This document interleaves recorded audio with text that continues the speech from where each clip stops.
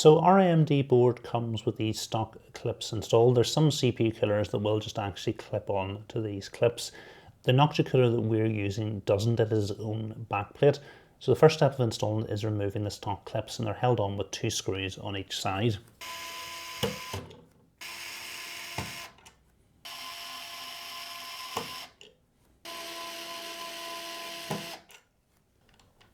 So again, you're not going to want to lose these, because if you want to change your CPU cooler or want to sell your motherboard in the future, you're going to need these to put them back on. So make sure you put these in your motherboard box for safekeeping so you know where they are. So we're going to want to grab the bag labelled AMD parts, and we're going to take one of these grey spacers and put one onto each corner. Then we've got 2 brackets. You can see one's labelled north with an arrow pointing down towards the CPU, so that's going to go at the top in this orientation. And again, we've got this one labelled south for the bottom with the arrow pointing up towards the CPU in this orientation. The other thing to point out that there's 2 positions each of these brackets can be installed in. The holes labelled 0 are the standard position, and the 7mm one is a 7mm offset position. Now Noctua are recommending using the 7mm offset position for AM5 sockets and AM4 sockets with Ryzen 3000 and 5000 processors. If you're using older Ryzen CPUs, they're recommending the 0 position, or if you have any compatibility issues in the offset position, then you can switch to the 0 position. So for us, it's going to be using the 7mm holes. So we'll set the bracket into place, and we'll use the long screws to go down through the 7mm hole.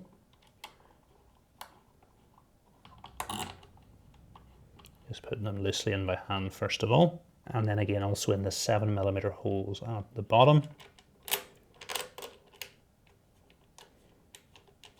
And then we can go and tighten things up with a screwdriver.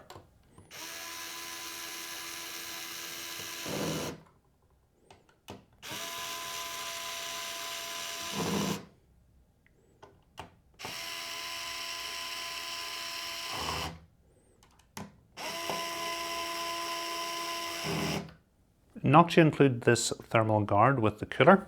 So the idea behind this little bit of plastic is to prevent thermal paste spilling down these gaps at the side of the CPU. So making sure you've got it in the correct orientation, it's going to simply fit over the top of the CPU cooler, and that's going to hold it in place. So the whole of the top of the CPU is still exposed, but the little gaps down the side have got some plastic protection on them, preventing thermal paste spilling down and contaminating it. So this isn't something that I've used before, and I think as long as you put the right amount of thermal paste in, you shouldn't have big problems with it, and it cleans off fairly easily, so I'm not going to use it.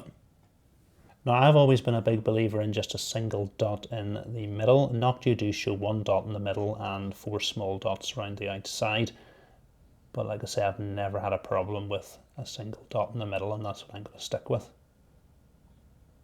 One of the big differences between our Intel and AMD motherboard is while the AMD motherboard came with the stock clips and a backplate, the Intel board doesn't, and actually there's no backplate installed, so that's the first thing that we're going to need to install. So the first thing to do is assemble our backplate, and how we do it depends on which socket we're installing things on. So there's one way to install it for LGA 1851 or 1700, which share the same mounting holes, and this is what we've got. For older LGA 1200 sockets, you're going to want to install it slightly differently. So what we're going to want to do is take these silver screws and insert them through the bracket. So you can see in this orientation, we've got our little triangle towards the middle, and we've got a gap at the outside. So you've got an LGA 1200 socket, that's the orientation that you're going to want to install it in. For 17 or 1851, which we have, we want the triangle towards the outside. So we can simply flip that around. In this position, you can see the triangle occupies the outside of the socket, and we've got a gap towards the middle. And then once we've got things round the right way, there's a little clip we can put on, which is going to hold things in place. So you can see I've installed the other 3 corners in exactly the same way. Then all we need to do is line the backplate up with the holes in the back of the motherboard, and it should simply then just fall through. Next, you're going to want to grab the bag labelled Intel parts, and then it comes with 2 different spacers. For LGA 1200, you're going to use the black spacers. For 1700 or 1851, like we have, you're going to use the blue spacers. So it's one of these onto each corner. Then we've got 2 of these little brackets. You notice there's 2 different positions it can be installed in. For For 1700 and 1851 it's position 2, and for LJ1200 it's position 1. So for standard cooler mounting, we're going to position these through hole number 2, one at the top and one at the bottom, with the curve facing out the way. And that's going to install the cooler in the standard orientation, where air is going to be going through the cooler in a front to back direction. If for whatever reason you want to install it in an up and down position, it is possible just to rotate these round, and then you're going to have the fans blowing air from the bottom through the top. But for most people, you're just going to want to install it in the standard orientation. And then in that same bag, we do get these thumb screws, so one on each corner.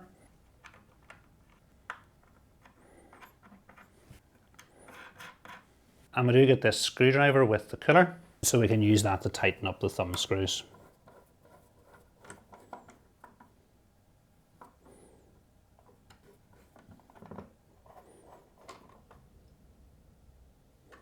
So because our Intel CPU is rectangle rather than square shaped like our Ryzen CPU, if we put a pea-sized amount of thermal paste in the middle, sometimes the tops and bottoms won't get adequate coverage. So for Intel CPUs, I do tend to like doing a little line in the middle.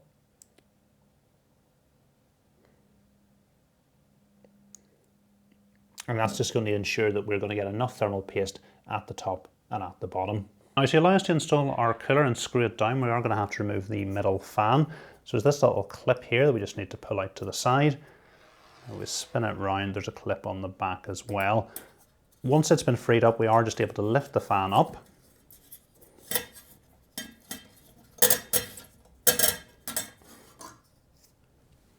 And it probably also makes sense to remove our front fan as well. Because I have probably really slim RAM, it probably will fit underneath the fan. But just to make for ease of installation, it probably makes sense to remove it too. So we just free up the clips.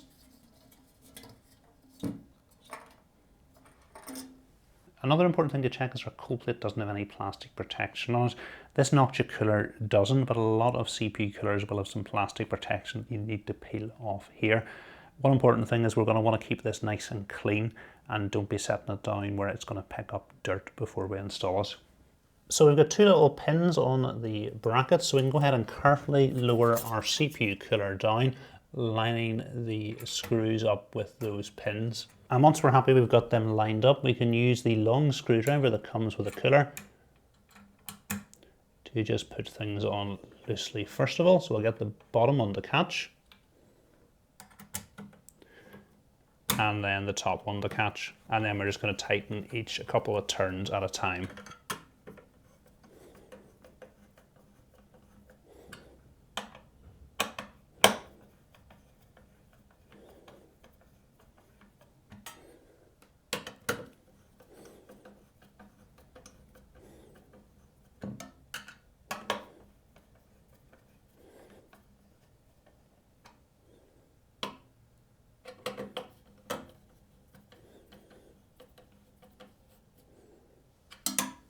So next I want to show you why I've picked the RAM kit that I have. So I want to show you the other extreme if I put some really big RAM into place. So this really is one extreme to the other, from a very slim kit to a very thick kit. If we try to install our fan back down on top of this kit of RAM, the fan of course will go on, but it's going to be sitting up really, really high. And if we turn things around from the side, you can see how much of the fan is actually up above the cooler, where it won't actually be doing anything for cooling. The other downside of this is it's going to make our cooler significantly taller.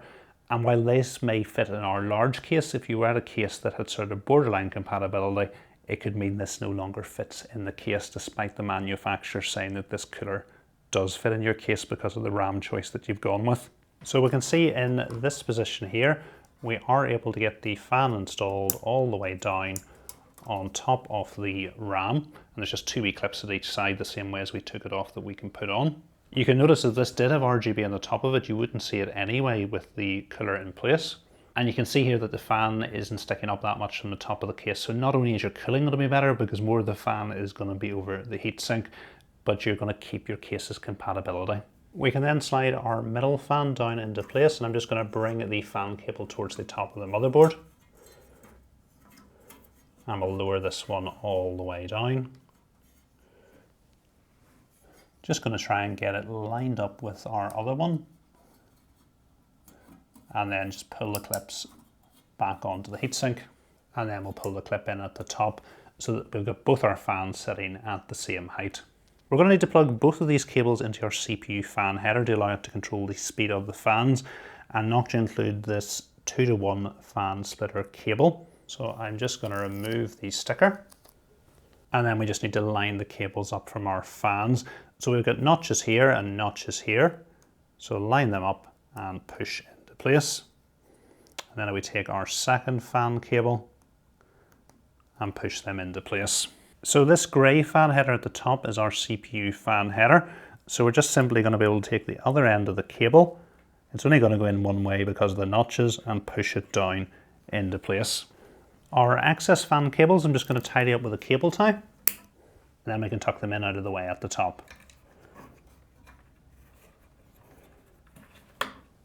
So the other thing that Noctua include with this cooler are these two low noise adapter cables. What you're going to do is take the end of the cable coming from each fan, plug it into here, and then this end is going to go into the double splitter cable. It's important you don't plug this into the motherboard header and then the double splitter cable into it.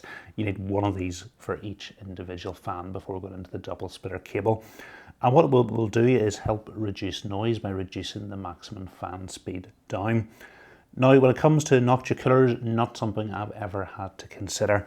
They run so cool and quiet that you can barely hear them, so I don't think these are going to be necessary.